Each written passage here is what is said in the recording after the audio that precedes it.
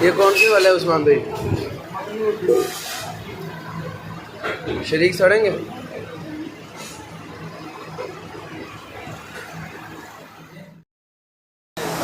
कहाँ पर?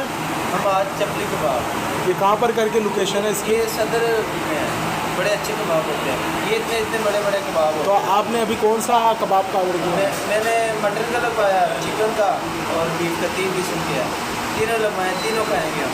अच्छा, तो ये देखो, ये लेकर आए हैं वीडियो में, ये दबी हुई है, मुझे ना बुखार चढ़ा था। ये भी आए नहीं थी तो ये चटनियाँ पहले ही लग रही है। हाँ, ये मुझे ना बुखार चढ़ी, ये सब इस वजह से लेके आए। ये देखो, ये मैं लगाऊंगा टीचर आपको, फिर भूख लगी। मेरे उस्मान पे जो है ना, उसने कबाब लगवाया, कबाब खाएंगे। ये कौन सी वाला है उस्मान भाई? शरीक सड़ेंगे।